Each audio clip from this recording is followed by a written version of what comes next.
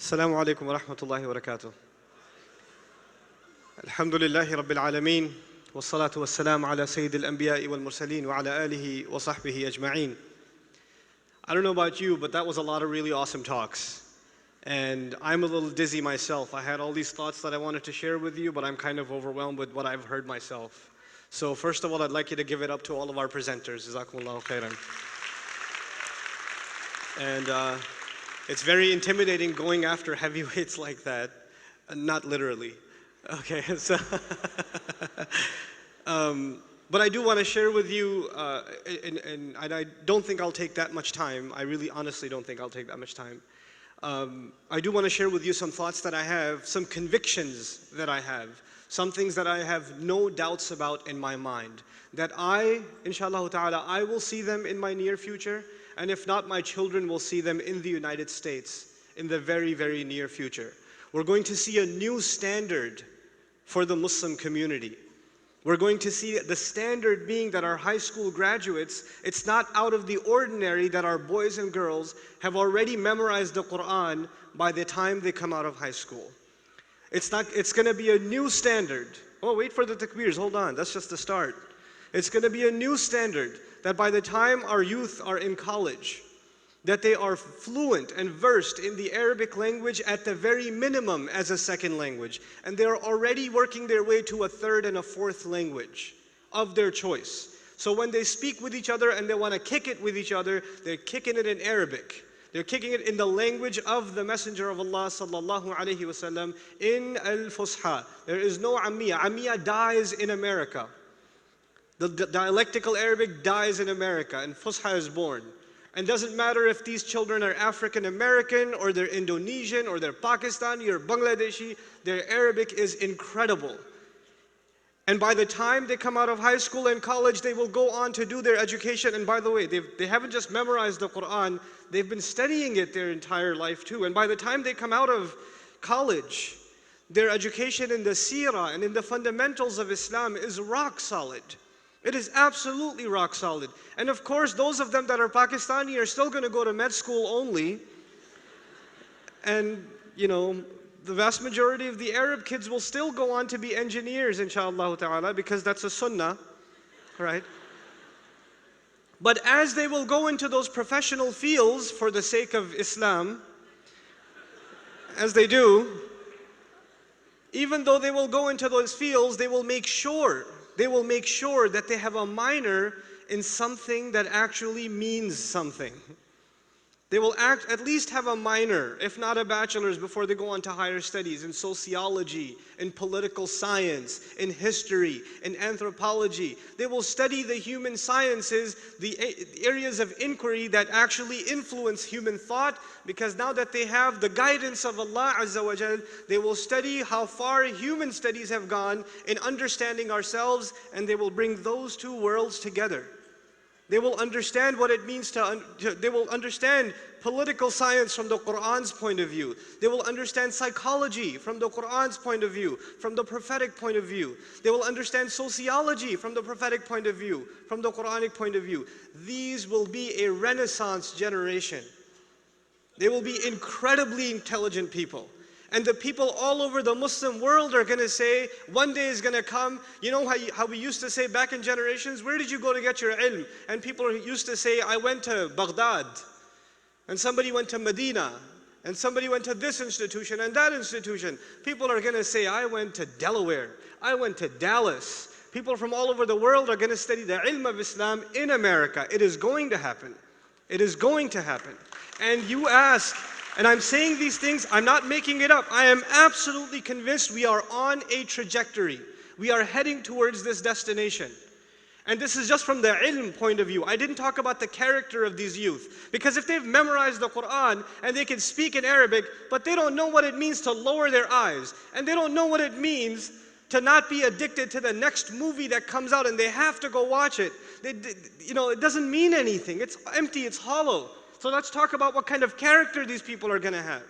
These are going to be young men and women that understand that the use of filthy language, as I said in a previous session, in their culture, the use of filthy language is beneath their intellect. They don't just do it because it's haram. They don't do it because they respect their intellect. They respect the fact that they are dignified human beings. When other people see them, when non-Muslims see them, they want to get their act together and say, how do we be like them?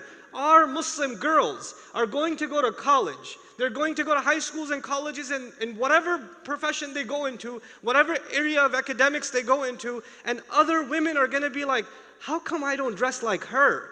Not the other way around. The Muslim girl is not going to look at those barely dressed girls in high school and say, how come my parents don't let me dress like that? The standards are going to change because we are going to become the standard of what it means to be decent human beings, what it means to be role models. This session is about youth searching for role models. I am telling you folks, you're already here. You didn't even realize that you are role models for humanity. You are shuhada ala nas. If you keep hiding behind the idea that I have to find someone that will inspire me and then hopefully I can change. Listen, the greatest inspiration, as we've already heard, are already here. Umar's great inspiration is his mother, and hearing that story, I'm inspired by my own mother. May Allah protect our parents. You know, I still know, I know every time I write a check to something or give a donation to something, you know what comes immediately in my head? 2nd grade, my dad taking me to Jumu'ah and saying, never be cheap, always give sadaqah, and he wouldn't put the money in the donation box, he'd hand it to me to make sure I go put it there, so it gets in my head that it's important. And to this day, he's already retired, I have kids of my own, but whenever I give sadaqah, my dad, his voice comes in my head. That's a role model. These are our role, we already have them. We just haven't looked. We haven't looked. And when this generation comes up, when this generation rises, they're not just going to build an amazing Muslim community. They're not just going to build beautiful, elaborate masajid. And it's not enough that these masajid are going to be filled at Fajr. That's not enough. And it's not enough that these people are going to be entrepreneurs, that are going to start all kinds of amazing things. Alternative, riba-free banking. They're going to start. They're going to start, you know, Muslim hospitals and clinics and medical practices and pharmaceutical companies that are not there to pretend to heal people but actually suck them dry economically. They're not going to be there to do that. They're going to create a new medical economy. They're going to create a new financial economy. They're going to make the world a better place, not just for themselves, but for the rest of the world. They're going to save America from itself. That's what they're going to do. They're going to be the pioneers in media. They're going to be the top journalists in America. This is what these people will be. And they're already sitting in this audience. They're already the kids that run around and say, Brother Nouman, I saw you on YouTube. That kid, one day I'm going to be getting his autograph. I'm just saying, sir, I am so proud of you. Thank you for winning the Pulitzer Prize in journalism. You've made Muslims proud. That's what's going to happen. And we have to think like this. It does not require millions and billions of dollars to do this. All it requires is a mentality. We have to stop thinking defensively. And this is what I want to conclude this talk with. The Messenger of Allah sallallahu alaihi wasallam was given one of the most beautiful, I find one of the most beautiful ayat in the Quran on a sense of purpose, on a sense of mission. قُلْ هَذِهِ سَبِيلِي. Tell them this is my path. You know, a path always leads to a destination, right? So when the messenger is told to declare to the people, this is my path, it means he's already indicating to the people that this is going somewhere. We're not there yet. You watch. And let me tell you, أَدْعُو إِلَى اللَّهِ عَلَى بَصِيرَةٍ. I call to Allah with eyes open, with clear insight. You know what that means? That he's a visionary. Allah has given him a vision for grand things. Allah has given him a vision for great things, you know. And so I want to leave you with this idea of, you know, defensive versus offense. You know, in sports, what do they say? What's the best defense? Offense. Constantly we're worried Islam is under attack.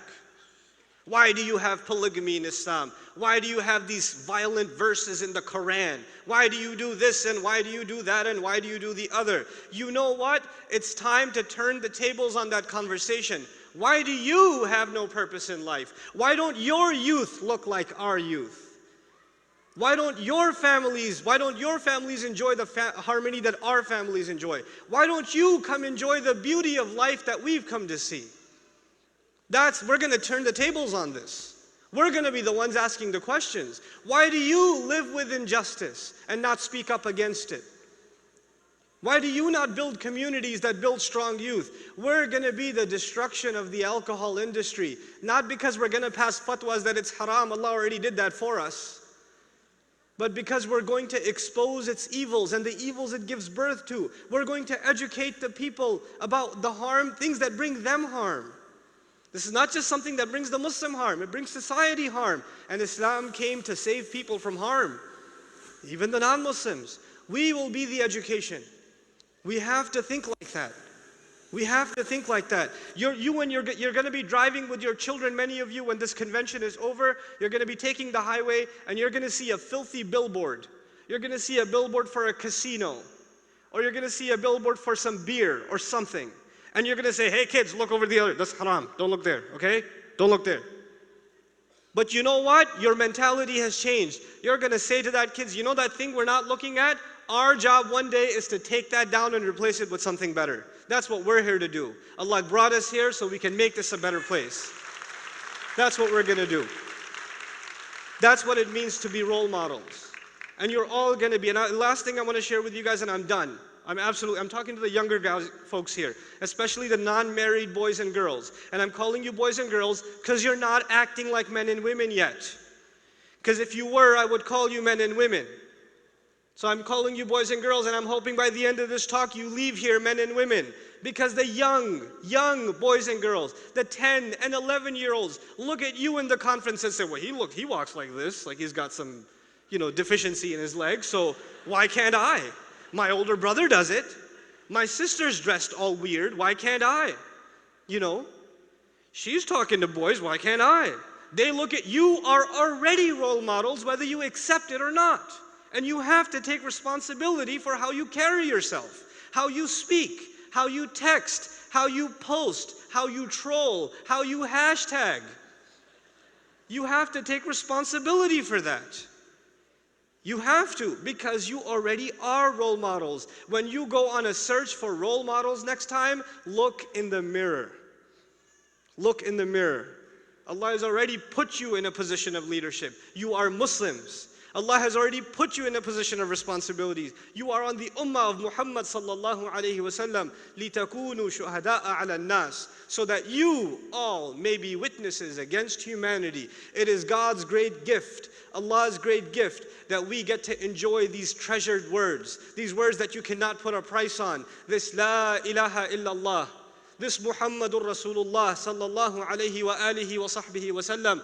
These words have no price, and we have the gift of saying those words out of our mouth. The majority of the people that walk this earth do not have this gift. And so since we have that gift, we are a gifted people, we are an honored people, and Allah gave us this honor so we could be role models to the rest of humanity. May Allah Azza wa Jal help us recognize our place in the world. And may Allah Azza wa Jal help us realize a future that I described for you, and even then some, so we can show this world the beauty of this religion in a way that it's never, ever, ever seen before.